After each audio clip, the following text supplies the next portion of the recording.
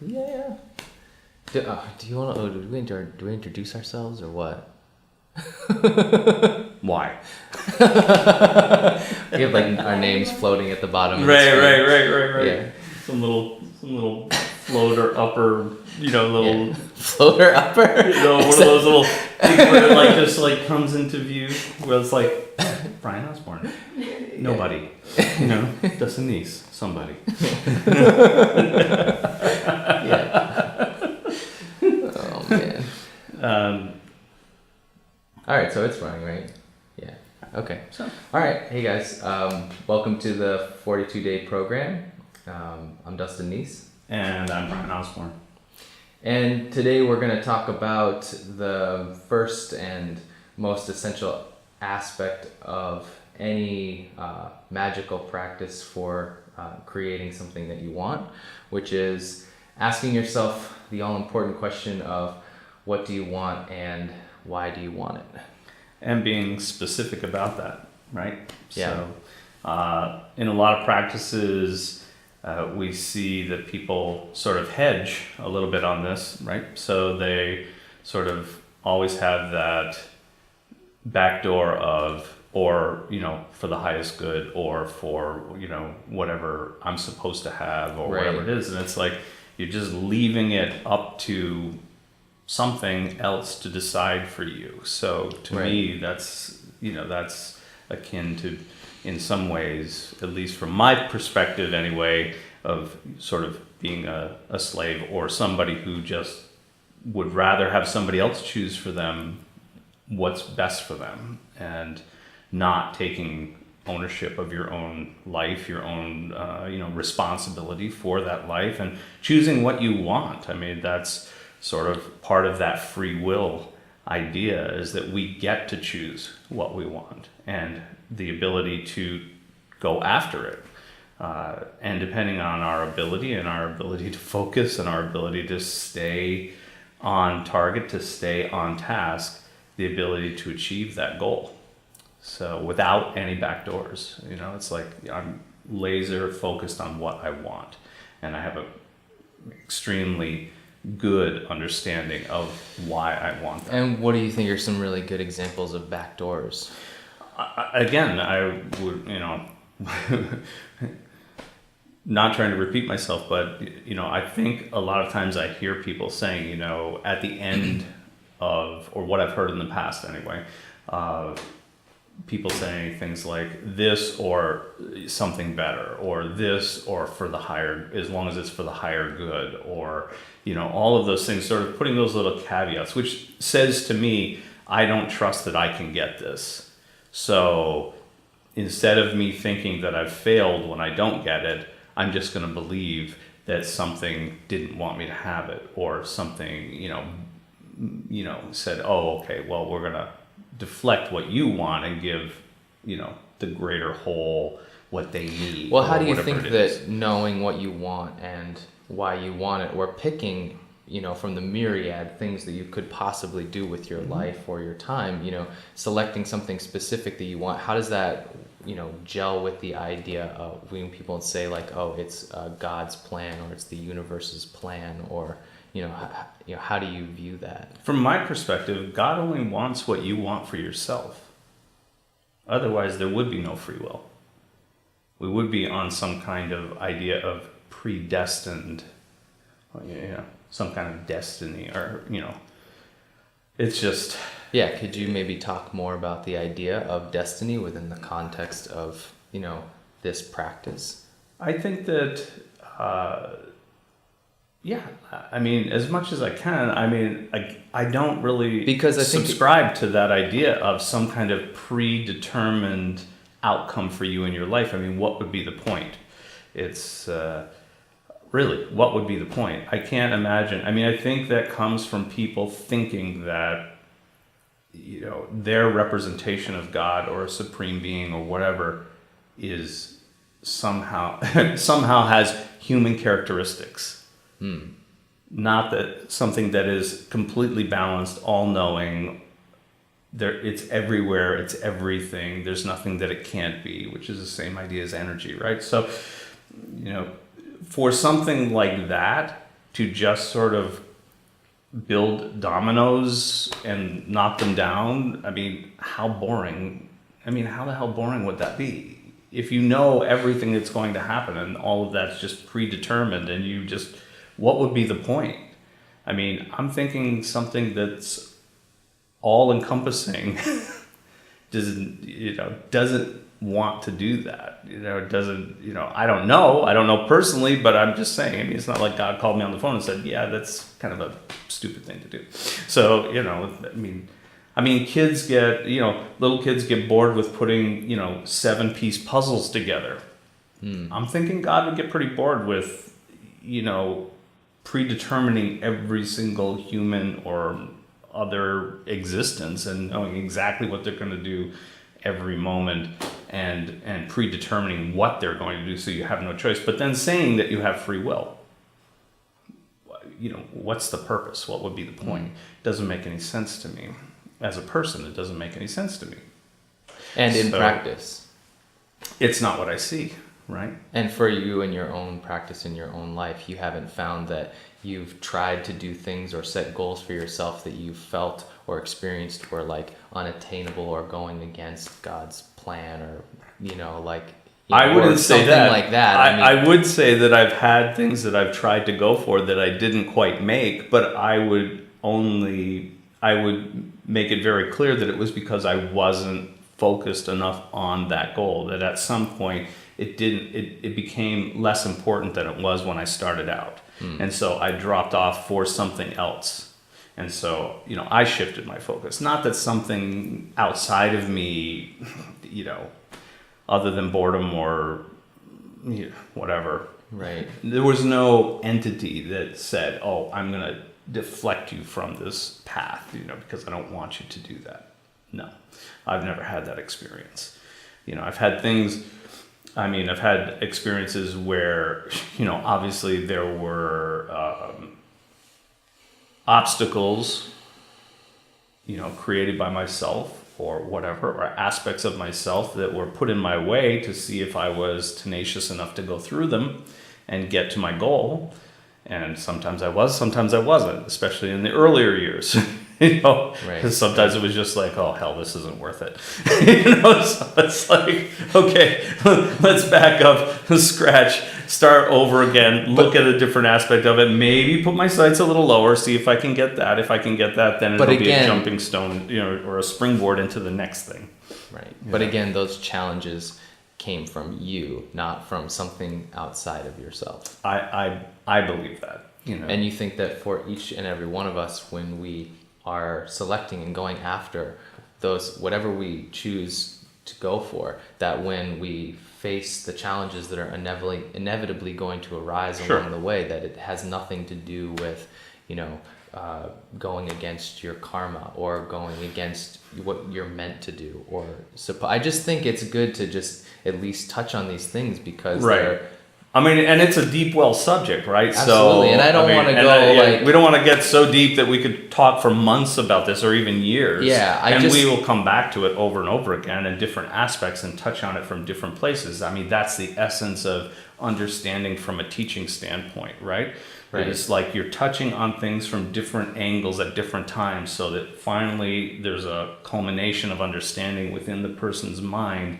The structure is built, and then we fill in that structure and create something, right? An understanding in this case of what's happening.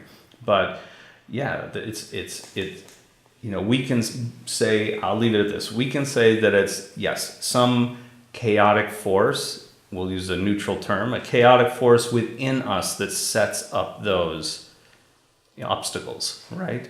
And so we can either try to pound through those, which doesn't usually work because it's just adding more energy to that chaotic force. It's giving it more power than it actually has originally, right? Or we can try to harmonize that chaotic force, bring it into some kind of harmonic balance, and then it becomes nothing more than energy or impetus to do something.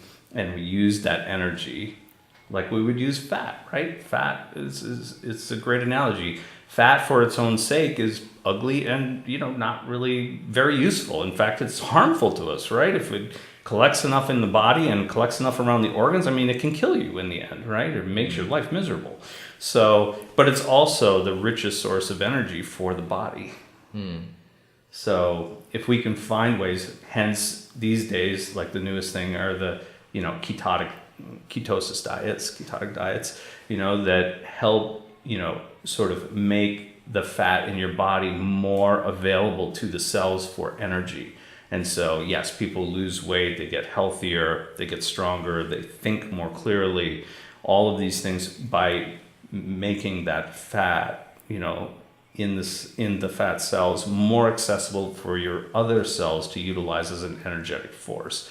And so we can say that, putting your body in ketosis is a way of harmonizing. It's a technique of harmonizing the body to use that really good fuel for a purpose that you want to do, you want to use it for. So would you say that the exercise of asking yourself, what do you want and why do you want it, is the first step in harmonizing, yourself to the thing that you want, and, let's say the first step in, getting obstructions out of the way to you moving towards your goal? I wouldn't say that exactly. I would say that it's a good way to focus your intent, which is a misused word, but again, we'll try to explain it as much as possible, to focus your choice rather than, give you this sort of, amorphous sort of territory where you can be so wishy-washy within it. You're still within the confines, but it's not so focused. Because in order to be, really laser focused on an object of desire, or, a creation that you want to bring into your life, to fully manifest into your life, something that you feel you don't have at this moment, then you have to have that laser-like focus. And in order to do that, you have to have some tool to cut that down, right? To really make yourself, have the courage to engage a single outcome. Have the courage to say, I am going to spend this much time to really assume at this point that it's possible for me to get this single outcome. And if I don't, I'm not going to blame it on some exterior circumstances. I'm going to blame myself. I'm going to look at it and say, and then not in a way that's like I'm unworthy or anything like that. It's just basically like, what did I not do enough of? What did I do too much of? And I jammed myself up that way. Did I spend too much time watching TV these last 42 days? Or, could I have taken, 2 hours out of my TV watching, or half an hour out of my TV watching to produce this effect? Is it that important to me to get that effect? Or is it really, I have to be honest with myself. The what do you want and why do you want it is so important, because it will at least clear your mind to say, do you really want this? Is it something you really want? And what are you willing to sacrifice in your life right now? Because obviously you don't have it. So what you're doing now is keeping you in that zone of not having what you want. You have to change something within that structure. Your activities, your behaviors, your mental attitudes, all of those things are keeping you in that containment that you have right now. And in order to change that environment, in order to produce something more, to create something more, you have to change those aspects from mental to emotional to physical aspects to create what you want as if you already have it. And then that will be produced. That's in essence what it is. Right. So, so if I don't achieve that, I have to honestly look at myself and say, was I thinking, which is a completely incorrect idea, but has been put out there numerous times, that I can just think about what I want in all these aspects and it will just pop into my life. Well, I think that nothing could be wronger. I think that when people think about the idea of magic or energetic work, some of us go there. I mean, it would be nice. That'd be awesome. Are you kidding me? I mean, that would be that's a whole nother dimension of like to think, and that's the dream world, right? Where I consciously hold it in my mind and it immediately appears in my reality of that dream space, right? So lucid dreaming is that. Even regular dreaming is that, right? Stuff just happens and pops up. It's just so chaotic and erratic that, we have no control. Lucid dreaming is a controlled environment of that. And we practice a lot in that environment in order to achieve the results here. It's one of the techniques that we use for that. But and it's very just as a side note, it's very underutilized for those people who are practicing some type of what would come under the general term of magical practice, right? So, but that's for another moment, right? So, Totally. but coming back to what do you want and why do you want it? We can definitely say when you start to answer those questions, it will bring clear to your mind, are you willing to work for this thing that you want to create? Are you willing to change yourself? Are you willing to change, or put the effort in to change what you're doing every day? How you're self-generating your emotions and your thoughts. Right. And all those I have things yet to see a sculptor who hasn't picked up a hammer and chisel. Just think about the product, the sculpture, and just have a block of wood or whatever there, and the more I think about it, the more it takes shape and form. You have to do something. It's critical for anything. Again, my whole when people say there are no more adepts, there are no more there are no more master magicians from the past and all of that like that now, they are completely wrong. Completely wrong. And they're right in front of your face all the time. And if you understand the concepts and principles behind this work, you will notice them immediately. Immediately. I can name several. They would not consider themselves that, but they're using the same principles that we've used for millennia to do what they do. Whether it be in business, which many of them do, some of the younger entrepreneurs and people promoting business ideas and how to become an entrepreneur and all that. How have they done it? They've done it exactly the same way. What did they want from a place where they weren't? Why do they want it? Was it important enough? Did it put a fire in their belly to get that? And then did they adjust their normal routine to something that would bring them to that point, or at least closer to that point?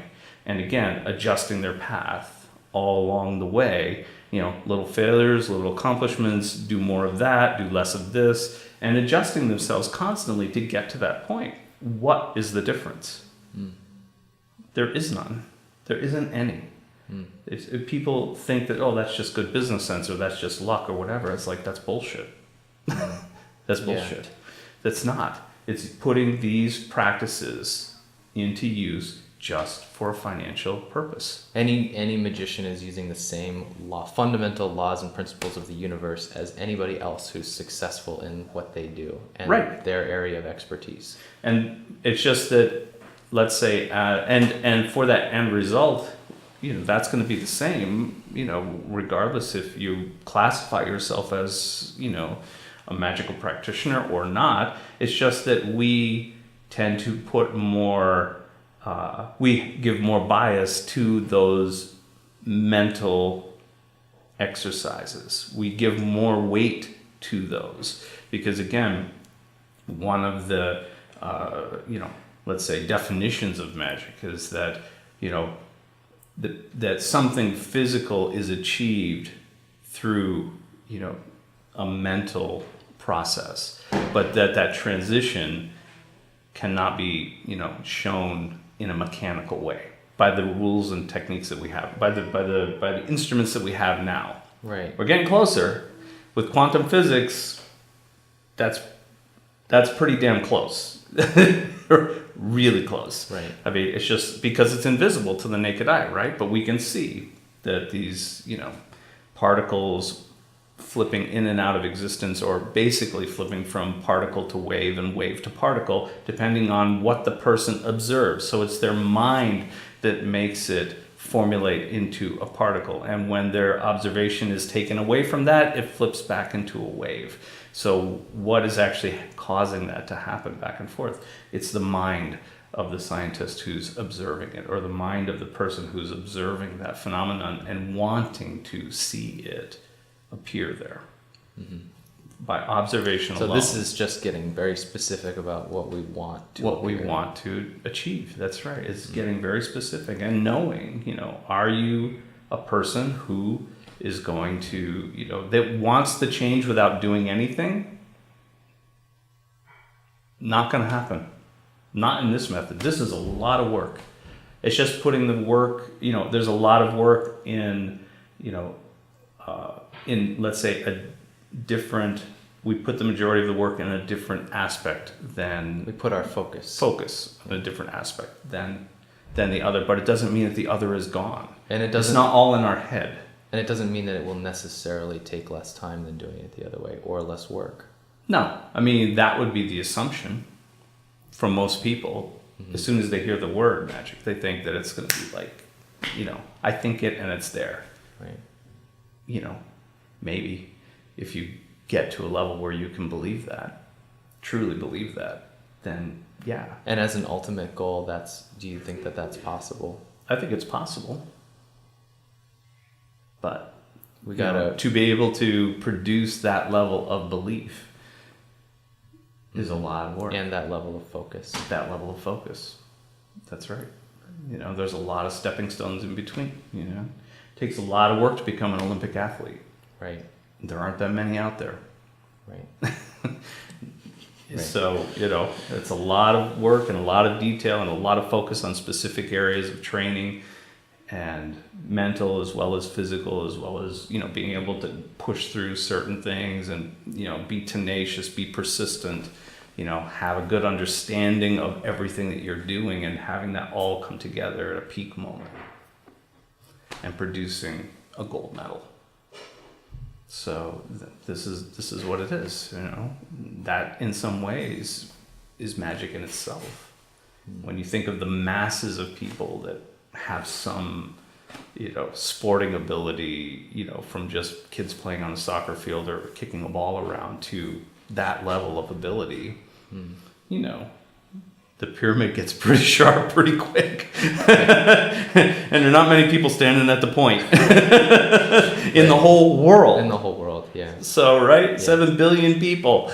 And there's only a few of them that have those gold medals, at any given time, right? So, that's... So it's something to aspire to and to inspire us while we're doing our best and putting these things into practice and seeing what we can produce, what kind of results we can get. Right, absolutely. And the whole premise of this little series is basically to encourage people, not to discourage people, not to say, I wasn't Olympic athlete quality, so I can't do this. Right. Everybody has the ability to do this. I firmly believe that. Yeah. Everybody does. But will you do it?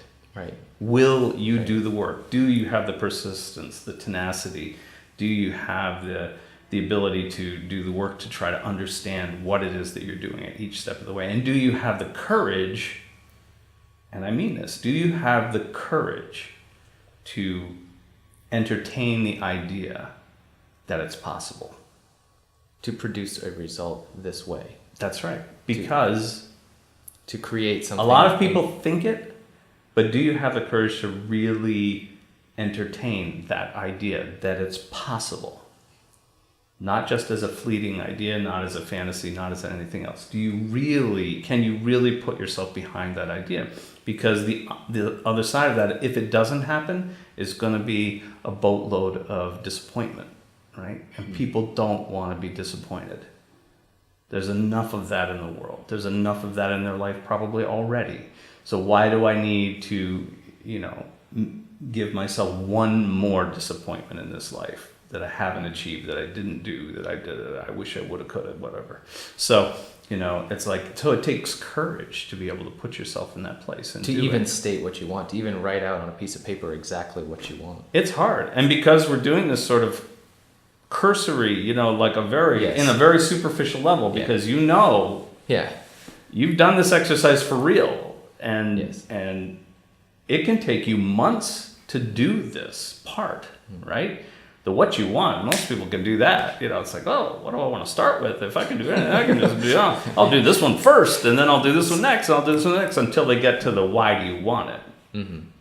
And once you start getting through that and writing it out and writing it out and writing it out, I mean, you could be writing for weeks. Right. You know, we're doing this as sort of a cursory idea so that it's just the seed of, you know, basically why this is so important to be able to do this exercise, why it's so important to start with this. Because without it, it's just like it's going on a journey but not knowing where you're going. And just to reiterate, you do this exercise of what do you want and why do you want it before you put any energetic or magical or spiritual practice into play. Absolutely. Because without a goal, how do you know when you get there? Right.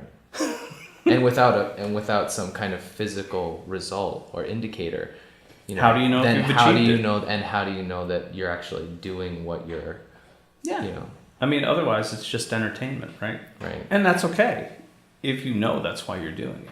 Don't fool yourself into thinking that it's something other than that. Right. You know, if it's just LARPing or whatever, you know, just Escapism. escapism, entertainment, that's fine. This is As not long a as way you from know.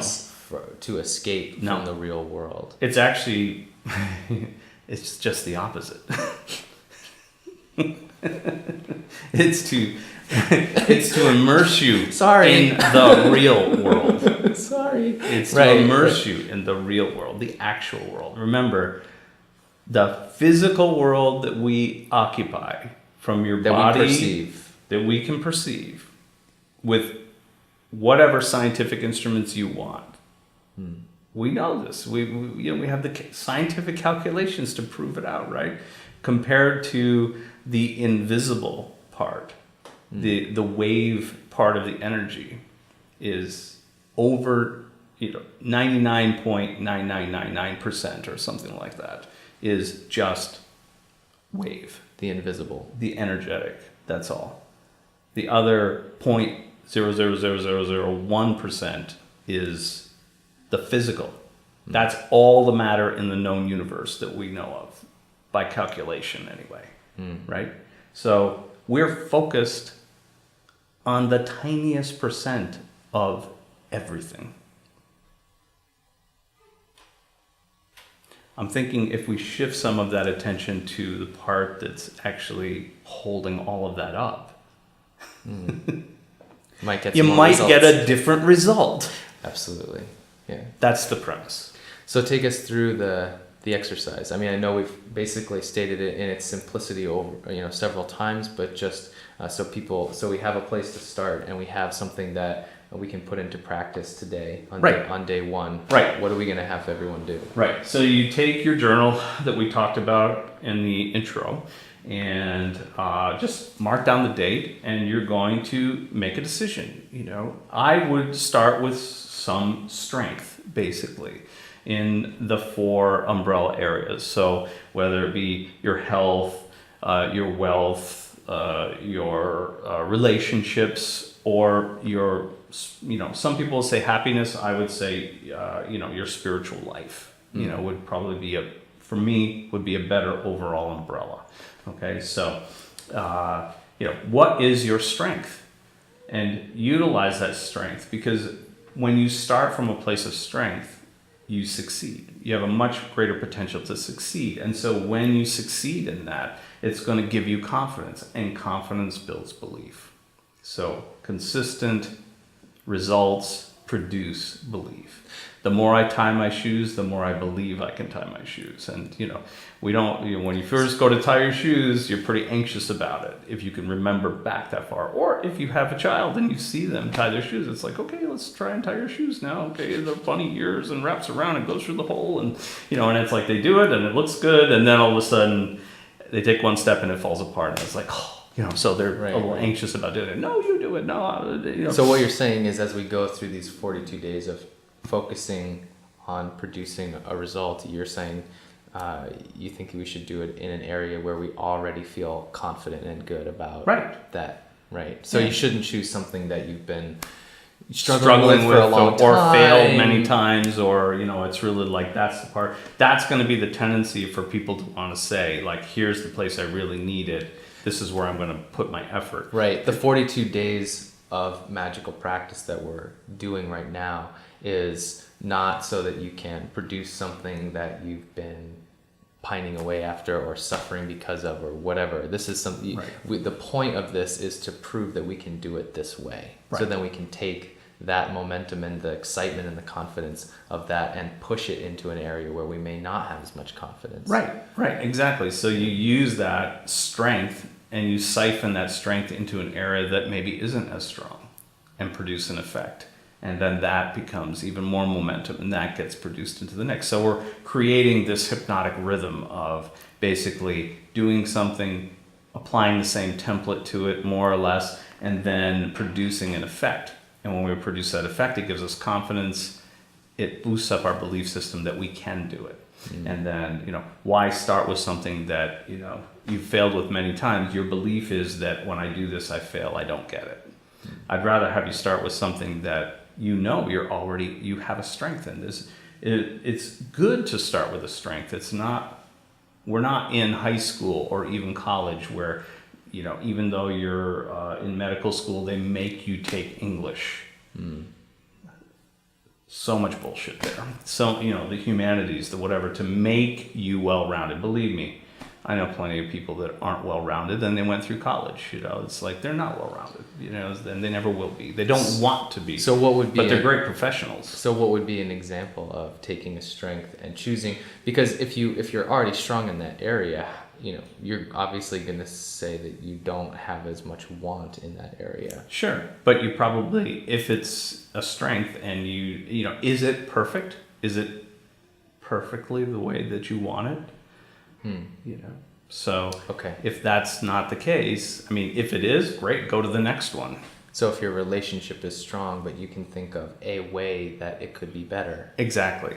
So that would be my desire, would be my, the thing that I would choose. And I would be specific about what it is that I want to achieve. Or if you feel like you have great health, but you're suffering from some minor pain or ailment or something like that, that's not like the end of the world because you feel very confident, healthy and good, but there's just something that's kind of, it could be better. It could be better. Right. Yeah. Right. And then you would choose that. So it really, you're looking for something that, you have some success in, but there's always something that could be better, right? Right. You may have, you may be great financially, but, maybe you really work your ass off and you're spending a crap load of time, almost,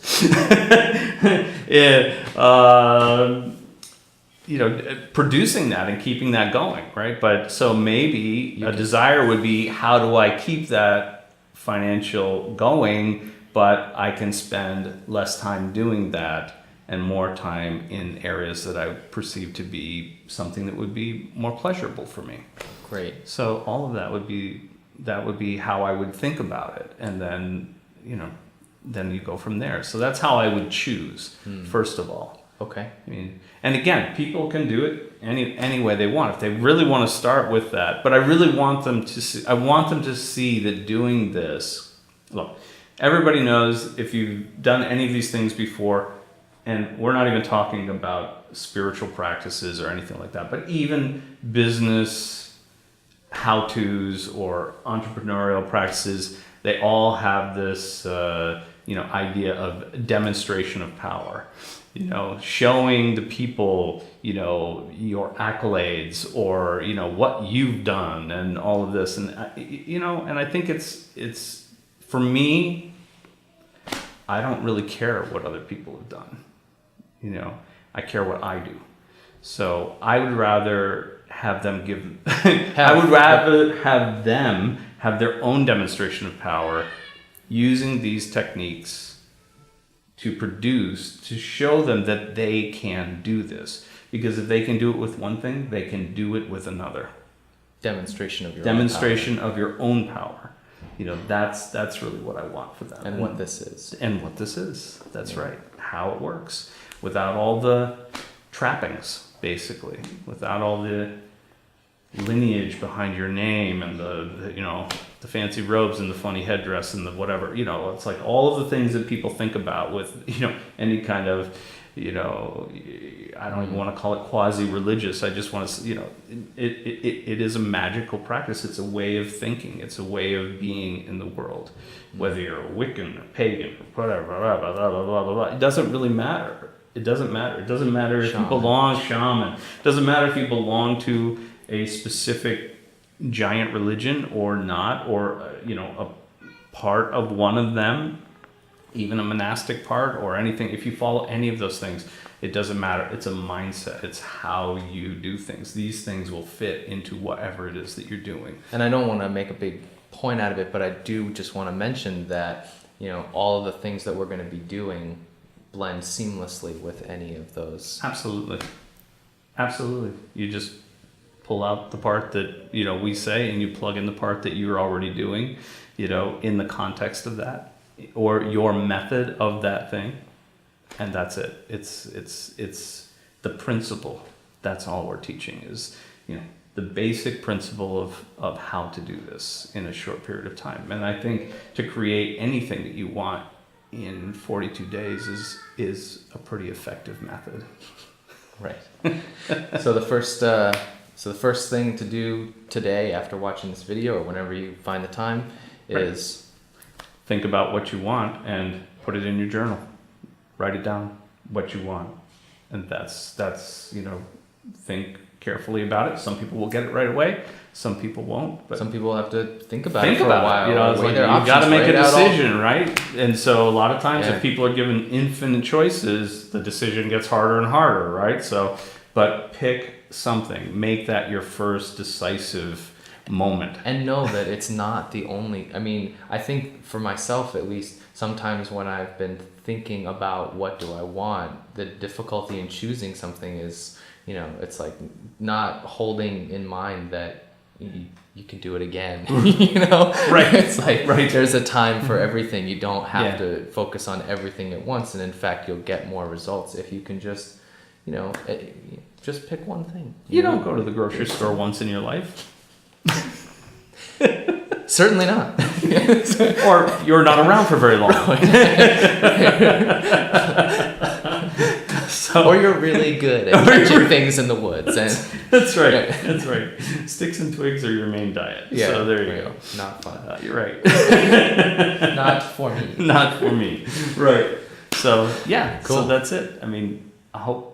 We did touch on many things, but I'm hoping that it's clear. The end result is decide what you want to attempt and do, and physically write it down. And I think, and then tomorrow we'll do a deeper dive into why do you want it. Right. Great. Which is usually the stickier part of the territory. Right. Yay! So that's it. Good. All right. Thanks, guys, and Thank you. good luck with writing out what you want. And we'll see you tomorrow.